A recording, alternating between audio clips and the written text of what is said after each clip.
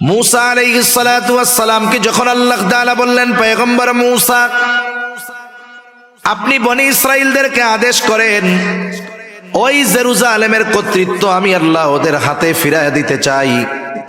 ওইখানে একদল শক্তিশালী মানুষ জেরুজালেমের কর্তৃত্ব যাদের হাতে, আমালিকা গোত্র, ওরা যদিও অনেক শক্তিশালী ও পয়গম্বর, আপনি আপনার উম্মতদেরকে বলেন তারা যেন ওই শহরের মধ্যে ঢুকে যায়, প্রবেশ করে, সামনের দিকে ছুটতে থাকে।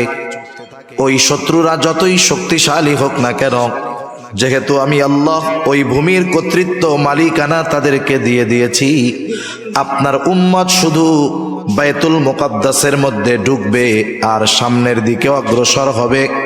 শত্রু যত শক্তিশালী হোক না কেন, তাদের বিরুদ্ধে আমি আল্লাহ তাদেরকে বিজয় দান করব। এই জন্য মুসা আলাইহিস সালাম ঘোষণা করলেন, ওনার কওমকে, সম্প্রদায়কে বলতেছে, ইয়া কওমি দখুলুল আরদাল মুকাদ্দাসাতাল্লাতী কাতাবাল্লাহু লাকুম ওয়ালা তারতাদ্দু আলা আদবারিকুম ফাতানকালিবু খাসিরিন। মুসা আলাইহিস সালাম বলেন, ও আমার সম্প্রদায়, তোমরা ওই পবিত্র ভূমির মধ্যে ঢুকে পড়ো, যেই ভূমির মালিকানা, যেই পবিত্র জমিনের মালিকানা আল্লাতী কাতাবাল্লাহু লাকুম, আল্লাহ তাআলা তোমাদের জন্য লিখে দিয়েছে। তোমরা শুধু ওই জমিনের মধ্যে, ওই শহরের মধ্যে ঢুকবা, সামনের দিকে অগ্রসর হবা, খবরদার পেছনের দিকে আসবা না। জয় তোমাদেরই হবে, তবে যদি পিছু হটো, ওয়ালা তারতাদ্দু আলা আদবারিকুম ফাতানকালিবু খাসিরিন, যদি পেছনের দিকে ফিরো, পিছু হটো, তাহলে ক্ষতিগ্রস্তদের অন্তর্ভুক্ত হয়ে যাইবা। আর যদি সামনের দিকে ছুটতে থাকো, ওই পবিত্র জমিনের মালিকানা তোমাদেরকে দিয়ে দিবে। আল্লাহ তাআলা কোরআনুল কারীমে জানায়া দিলেন, এই জমিনটা হলো পবিত্র জমিন, পবিত্র ভূমি। 3 নাম্বার, এই মসজিদের অন্যতম তথা বাইতুল মুকাদ্দাসের অন্যতম বৈশিষ্ট্য হলো এটা মুসলমানদের প্রথম কিবলা। আব্দুল্লাহ ইবনে আব্বাস রাদিয়াল্লাহু তাআলা আনহু থেকে বর্ণিত, তিনি বলেন, কানা রাসূলুল্লাহ সাল্লাল্লাহু আলাইহি ওয়াসাল্লাম ইউসাল্লি ফি মক্কাতা নাহওয়া বাইতুল মুকাদ্দাস ওয়াল কাবাতু বাইনা ইয়াদাই। নবীজি মক্কায় যখন নামাজ পড়তেন, বাইতুল মুকাদ্দাসের দিকে ফিরে নামাজ পড়তেন, কাবা ওনার আর বাইতুল মুকাদ্দাসের মধ্যে থাকতো। বাইতুল মুকাদ্দাস মক্কা থেকে প্রায় ১৫০০ কিলোমিটার উত্তরে। নবীজি যখন উত্তর দিকে ফিরতেন, সামনে কাবা থাকতো, এরপরে বাইতুল মুকাদ্দাস থাকতো। তার মানে নবী দক্ষিণ দিকে দাঁড়িয়ে কাবাকে সামনে নিয়ে উত্তর দিকে মুখ করে দাঁড়াইতেন।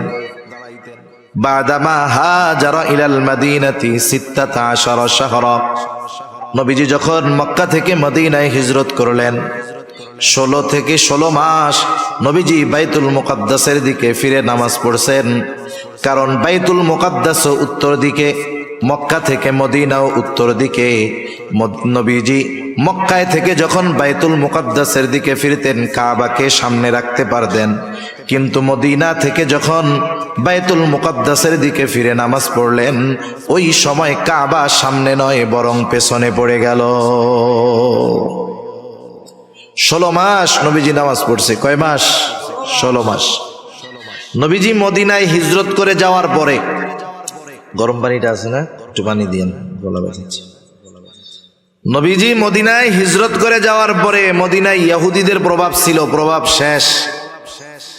নবীজিও বুঝতে পারছে ইহুদিদের প্রভাব প্রতিপত্তি শেষ। নবীজির অন্তরে তো এমনিই আশা যে কাবা যদি মুসলমানদের জন্য কিবলা হইতো কতই না ভালো হইতো। নবীজি একদিন নামাজ পড়তেছেন,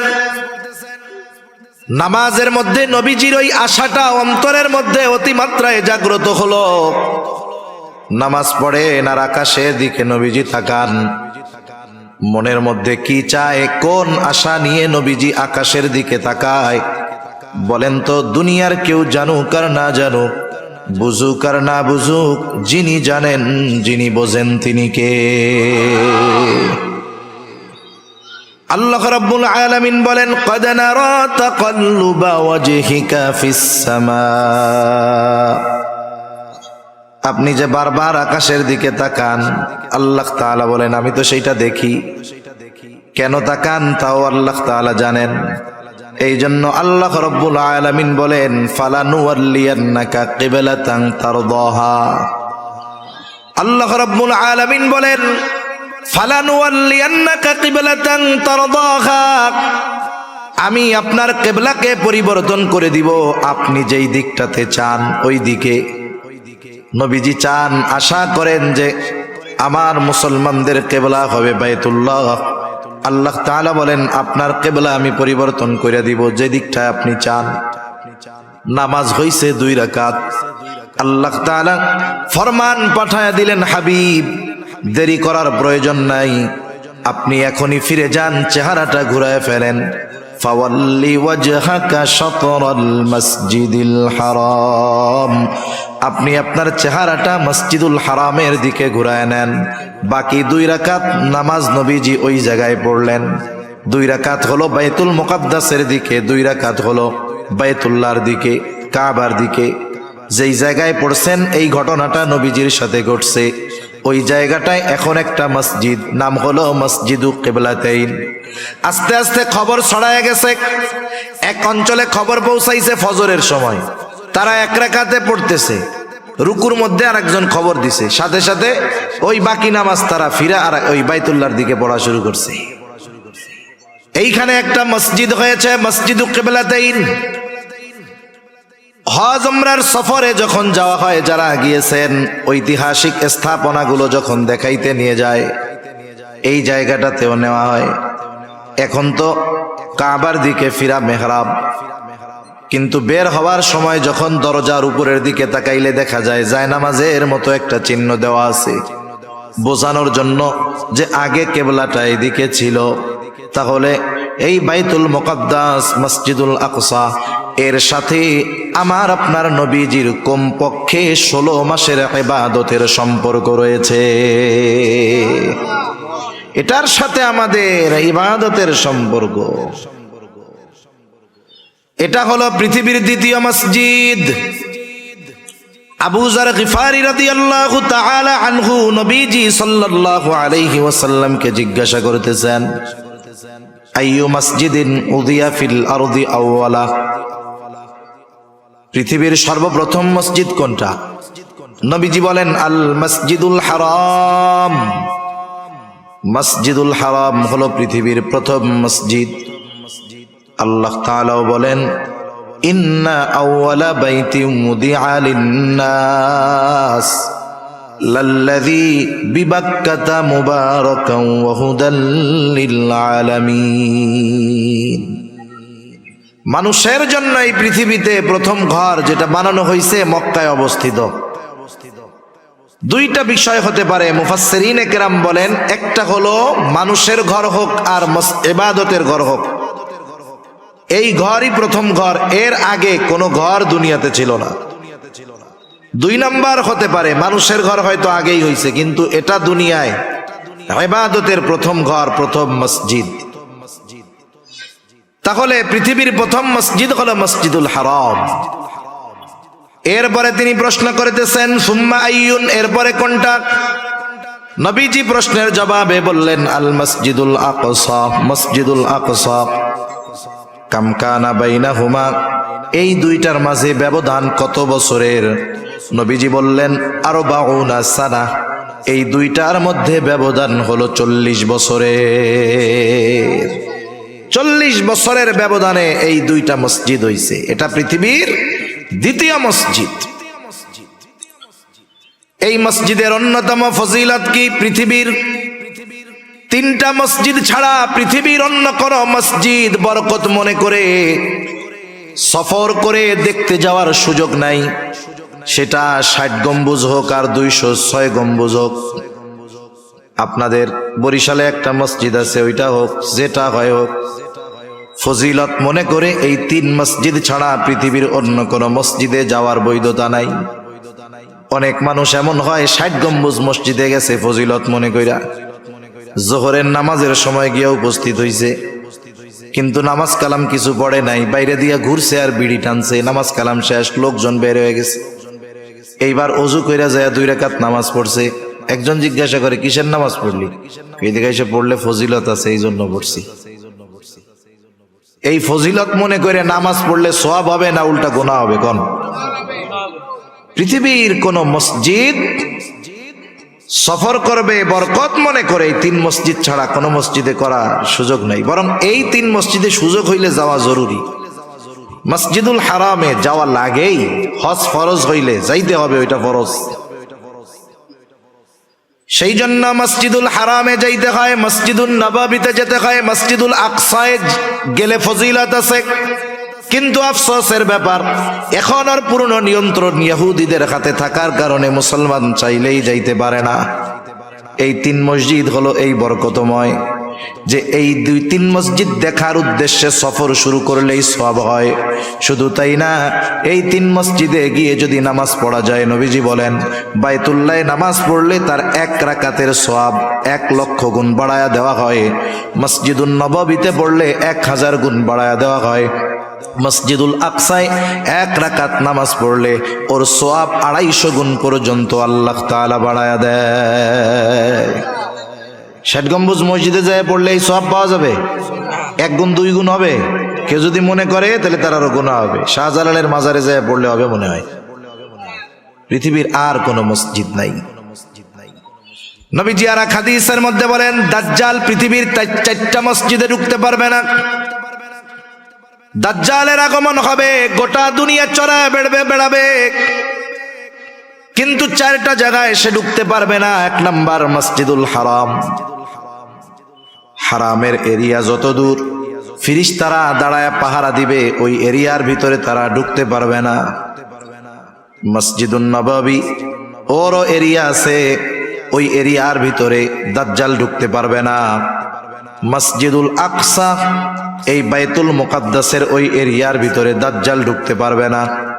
আর একটা মসজিদ আছে মসজিদুত তুর, ওই মসজিদুত তুরের মধ্যেও দাজ্জাল ঢুকতে পারবে না।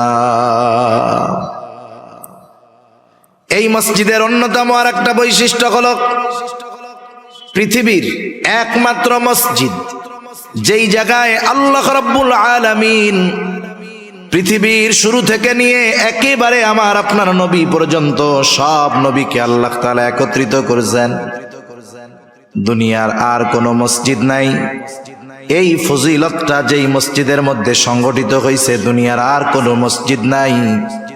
এই মসজিদুল আকসাই একমাত্র মসজিদ যেই জায়গায় আল্লাহ তাআলা সকল নবী রাসূলদেরকে দুনিয়ায় একত্রিত করেছে। আর কোথাও কোন জায়গায় একত্রে সব নবীর পদাচারণা হয় নাই। যদিও এই জেরুজালেমে, এখানে সবচাইতে বেশি নবীদের আগমন ঘটছে, সবচাইতে বেশি নবীদের কবর আছে ওই জায়গায়। বর্তমান দুনিয়ার সবচাইতে পুরাতন শহরের মধ্যে অন্যতম এই জেরুজালেম। এইটা যে কতবার ভাঙছে আর কতবার গড়ছে, অনেকবার। সেজন্য এই মসজিদের সাথে মুসলমানদের হৃদয়ের ঈমানের আমলের সম্পর্ক আছে না নাই? আমি আলোচনাটা বেশি লম্বা করি নাই, কারণ আরো কিছু কথা বলবো, তো এই জন্য। এখন নবীজি আসলেন মসজিদুল আকসায়। ওইখানে একটা পাথর ছিল, বাহন বাঁধার পাথর। যেই নবী ওইখানে আসছেন, উনি তার সাওয়ারি ওই জায়গায় বাঁধছেন। ইংলিশ আধুনিক ভাষায় পার্কিং। নবীজি ওনার বাহনকে ওই জায়গায় বাইধা রাখছেন। এবার অজু করলেন। অজু কইরা নবীজি 2 রাকাত নামাজ পড়লেন। ইবনে কাসির রাহমাতুল্লাহি আলাইহি এখানে ব্যাখ্যা করেন যে এই জায়গায় 2টা মত পাওয়া যায়। একটা হলো নবীজি মেরাজের সফর শুরু করার আগে সব নবীর উপস্থিতিতে ওই জায়গায় উনি ইমামতি করছেন, এরপরে সফর শুরু করছেন। তিনি বলেন, কিন্তু পরবর্তী আলোচনার দৃষ্টিভঙ্গিতে মনে হয় এটা হয় নাই। কিভাবে হইছে? সকল নবীর উপস্থিতিতে নবীজি ইমামতি করেছেন, এটা ফেরার সময়। যাওয়ার সময় যদি ইমামতি করতেন তাহলে প্রত্যেক আসমানে যখন উঠছেন জিব্রাইল প্রত্যেক নবীর সাথে পরিচয় করায় দিছে। তাহলে পরিচয় তো আগেই হয়ে গেছে, নতুন করে করায় দেওয়ার দরকার কি ছিল? কথা বুঝেন নাই? এজন্য উনি বলতেছেন যে নবীজি ওইখানে গিয়ে 2 রাকাত নামাজ পড়লেন, এরপরে সফর শুরু হবে, ঊর্ধ্ব আকাশে সফর, মেরাজের সফর। মেরাজ অর্থ সিঁড়ি। এখানে বিশেষ সিঁড়ির মাধ্যমে আল্লাহ তাআলা আমার আপনার নবীজিকে জিবরাইল আলাইহিস সালামের সাথে সফর শুরু করাইছেন। রাসূলুল্লাহ সাল্লাল্লাহু আলাইহি ওয়াসাল্লামকে নিয়ে জিবরাইল আলাইহিস সালাতু ওয়াস সালাম সফর শুরু করে দিলেন। মনে রাখবেন, কাফের মুশরিকেরা এই ধরনের ওয়াজ নসিহত শোনে, ওরাও শোনে, কিন্তু সমালোচনা করার জন্য, ভুল ধরার জন্য, মুসলমানদেরকে তিরস্কার করার জন্য শুনে। রাসূলুল্লাহ সাল্লাল্লাহু আলাইহি ওয়াসাল্লাম প্রথম আসমানের দরজার কাছে পৌঁছায় গেল। দরজায় আওয়াজ করলো জিবরিল। কে বলে আমি জিবরিল। সাথে কে বলে মুহাম্মাদুর রাসূলুল্লাহ সাল্লাল্লাহু আলাইহি ওয়াসাল্লাম। ওনাকে নিয়ে যাওয়ার অনুমতি দেওয়া হয়েছে। এইবার ফেরেশতারা নবীজিকে সালাম বিনিময় করলেন, অভিবাদন জানাইলেন। প্রথম আসমানে নবীজির সাথে দেখা হলো হযরত আদম আলাইহিস সালাতু ওয়াস সালামের। জিবরাইল আলাইহিস সালাম পরিচয় করায়া দিলেন। আদম আলাইহিস সালাম নবীজিকে দোয়া করলেন। সফর শুরু হলো দ্বিতীয় আকাশের। ওইখানেও ফেরেশতারা দরজা খুলে দিল, অভিবাদন জানালো। দ্বিতীয় আসমানে ঈসা ইয়াহইয়া আলাইহিস সালাম এনরা পরস্পর হলেন খালাতো ভাই। ওনাদের সাথে দেখা হলো, পরিচয় করায়া দিলেন জিবরাইল আলাইহিস সালাম। উভয়ের সাথে কথোপকথনের পর তৃতীয় আসমানের দিকে সফর শুরু হয়ে গেল। এইবার তৃতীয় আসমানে ফেরেশতারা দরজা খুললো, অভিবাদন জানাইলো, স্বাগতম জানাইলো। তৃতীয় আসমানে রাসূল আকরাম সাল্লাল্লাহু আলাইহি ওয়াসাল্লামের সাথে দেখা হলো ইউসুফ আলাইহিস সালামের। জিবরাইল আলাইহিস সালাম পরিচয় করায়া দিলেন। নবীজি দুনিয়ায় আইসা ইউসুফ আলাইহিস সালামের সৌন্দর্যের বর্ণনাও করেছেন। এইবার শুরু হয়ে গেল চতুর্থ আসমানের সফর। চতুর্থ আসমানের দরজা খুলে দেওয়া হলো, ফেরেশতারা নবীজিকে অভিবাদন জানাইলেন। এরপরে চতুর্থ আসমানে দেখা হয়ে গেল ইদ্রিস আলাইহিস সালামের সাথে। জিবরাইল আলাইহিস সালাম পরিচয় করায়া দিলেন। ইদ্রিস আলাইহিস সালাম অন্যান্য নবীদের মতো দোয়া করলেন। সফর শুরু হয়ে গেল পঞ্চম আসমানের। দরজা খুলে দেওয়া হলো, ফেরেশতারা নবীজিকে অভিবাদন জানাইলেন। পঞ্চম আসমানে গিয়ে সাক্ষাৎ হলো মুসা হারুন আলাইহিস সালামের সাথে। হারুন আলাইহিস সালাতু ওয়াস সালাম তার সাথে পরিচয় হলো, দোয়া কইরা দিলেন। এইবার সফর শুরু হয়ে গেল ষষ্ঠ আকাশের। আকাশের দরজা খোলা হলো। ষষ্ঠ আকাশে মুসা আলাইহিস সালামের সাথে দেখা হলো। জিবরাইল আলাইহিস সালাতু ওয়াস সালাম পরিচয় করায়া দিলেন। এইবার সপ্ত আকাশের দিকে নবীজিকে নিয়ে জিবরাইল আলাইহিস সালাম রওনা হয়ে গেলেন। সপ্ত আকাশের দরজা খুলে দেওয়া হলো, ফেরেশতারা অভিবাদন জানাইলো। সপ্ত আসমানেই আছে বাইতুল মামুর।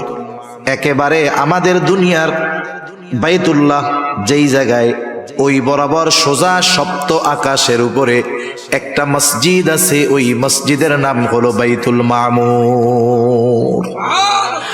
ওইখানে ইব্রাহিম আলাইহিস সালাম দেয়ালের সাথে হেলান দিয়া বসে আছেন।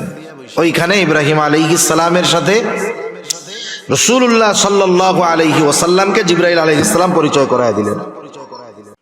পরিচয় হলো, বাইতুল মামুর হলো। ওইখানে দৈনিক ৭০,০০০ ফেরেশতা একবার কইরা তাওয়াফ করার সুযোগ পায়। করছে সাহাবায়ে কেরাম। ফেরেশতার সংখ্যা কত? নবীজি তখন বলছে, শোনো, এই সপ্ত আকাশের উপরে একটা মসজিদ আছে, একেবারে আমাদের এই বাইতুল্লাহর সোজা উপরে। ওইখানের মসজিদটার মধ্যে ফেরেশতারা তাওয়াফ করার জন্য ঢুকে। এইখানে যেমন তাওয়াফ হয়, ওইখানেও তাওয়াফ হয়। ফেরেশতার সংখ্যা কত? বলে যেই ৭০,০০০ ফেরেশতা একবার তাওয়াফ করে বের হয়, কিয়ামত পর্যন্ত ওরা আর ওই জায়গায় ঢোকার সুযোগ পাবে না। ফেরেশতা কত বেশি! দুনিয়ায় তো টাকা পয়সা হইলে আপনি মাসে মাসে নাই, সপ্তাহে সপ্তাহে ওমরায় যেতে পারবেন। টাকা পয়সা থাকলে প্রতি বছর হজে যাইতে পারবেন। কিন্তু বাইতুল মামুরে যেই ফেরেশতা একবার তাওয়াফ কইরা বেরোইছে, তার পুনরায় কিয়ামতের আগে ওইখানে প্রবেশ করার কোনো সুযোগ থাকবে না। এরপরে সফর শুরু হয়ে গেল। জিবরাইল আলাইহিস সালাতু ওয়াস সালামের সাথে চলতেছে সফর। পৌঁছায় গেলেন সিদরাতুল মুনতাহায়, একেবারে সীমান্তের বড়ই গাছের কাছে। তার মানে এরপরে আর কারো যাওয়ার অনুমতি নাই। জিবরাইল আলাইহিস সালাতু ওয়াস সালাম বলতেছে, ইয়া রাসূলুল্লাহ, এই পর্যন্ত আমার সফর শেষ। ওই জায়গায় জিবরাইল আলাইহিস সালাতু ওয়াস সালামকে তার মূল চেহারায় নবীজি দ্বিতীয়বার দেখছে। প্রথমবার দেখছে দুনিয়ায়, দ্বিতীয়বার দেখা সেরকম ভয় পায় নাই। আগে যদি না দেখতো, প্রথমবার যদি দেখতো ভয় পাওয়া যাইত। নবীজি বলেন তার 600 ডানা আছে। কয়শো ডানা? 600 ডানা। বলতেছি, ইয়া রাসূলুল্লাহ, এই যে আমার সফর শেষ, আমি আর আপনার সাথে যাইতে পারবো না। ওইখান থেকে বিশেষ ব্যবস্থাপনায় আল্লাহ তাআলা আমার আপনার নবীজিকে নিয়ে গেছেন একেবারে ওনার কাছে। কত কাছে? বলে ফাকানা কাবা কাউসাইনি আও আদনা, এক ধনুক পরিমাণ দূরত্ব অথবা তার চাইতে আরো কম। এত নিকটে আমার আপনার নবীজিকে আল্লাহ তাআলা নিয়ে গেছেন। সুবহানাল্লাহ বলেন। এখন কথোপকথন হইছে। নবীজি ওইখানে গিয়েও উম্মতের কথা বলেন নাই। সর্বশেষ আল্লাহ তাআলার পক্ষ থেকে নবীজিকে 50 ওয়াক্ত নামাজ হাদিয়া দেওয়া হয়েছে উম্মতের জন্য। কয় ওয়াক্ত? 50 ওয়াক্ত। মনে রাখবেন, এই মেরাজ থেকে তথা এই নামাজের হুকুম, নামাজ আল্লাহ তাআলার হাদিয়া। আল্লাহ তাআলা আমার আপনার নবীকে আরশে আজিমে নিয়ে আমাদের জন্য এই নামাজকে হাদিয়া দিছে। সুবহানাল্লাহ বলেন। এজন্য নামাজ হলো এমন একটা ইবাদত, যখন বান্দা নামাজের মধ্যে যায় তখন স্বয়ং আল্লাহ তাআলার সাথে কথোপকথনে লিপ্ত হয়। কিন্তু আফসোসের ব্যাপার, আমরা মেরাজের ঘটনা গল্প শুনতে খুব ভালো লাগে। ইমাম সাহেবরা কয়দিন পরে অস্থির হয়ে যাবে। বাড়ির থেকে মহিলারা শুধু পোলা বান্ডে পাঠাবে, হুজুর মেরাজের রোজা কবে? মেরাজের রোজা কয়টা রাখতে হয়? হুজুর হুজুর ওই মেরাজের নামাজ জানি কোন কোন সূরা দিয়ে পড়তে হয় হুজুর। অথচ মেরাজ যে কয় তারিখে হইছে এর নির্দিষ্ট একটা হাদিস কেউ দেখাতে পারবে না। মূল বিষয়টা হলো মেরাজ থেকে নবীজি কি শিক্ষা নিয়ে আসলেন সেটাকে ধারণ করার দরকার ছিল। আমরা মূলত ওইটার দ্বারের কাছেও নাই। নবীজি আল্লাহ তাআলার হাদিয়া নিয়ে রওনা হলেন। এইবার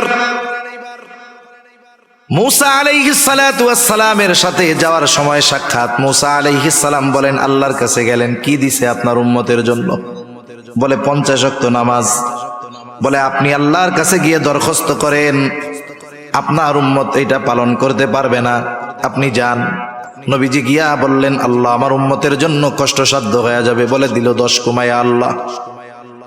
আল্লাহ তাআলা 10 রাকাত কমায়া দিলেন, থাকলো 40। আবার আসছে। কি হইছে? কয় 40 ওয়াক্ত। বলে আবার যান। আল্লাহ তাআলার কাছে নবীজি আবার ফরিয়াদ করলেন, কমায়া দেওয়া হলো আরো 10, 30। এইবার কয় কত? কয় 30। বলে আবার যান, পারবে না। নবীজি আবার গেলেন। এইবার কইমা হইল 20। বলে আবার যান। এইবার হইল 10। বলে শুনেন, পারবে না, আপনি আবার যান। এইবার আল্লাহ তাআলা আরো 5 কমায়া দিলেন, বাকি আছে 5। এই 5 নিয়ে ফিরে আসার সময় আবার মুসা আলাইহিস সালামের সাথে দেখা। বলে কি খবর? বলে 5 ওয়াক্ত নামাজ।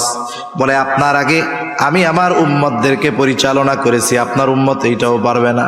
নবীজি বলেন, আমার যাইতে লজ্জা লাগে। কতজন মনে মনে কবে যে কেন যে নবীজি আবার গেল না? তাহলে খালি জুম্মার নামাজটা থাকলে আর কিছু লাগতো না। কি কন?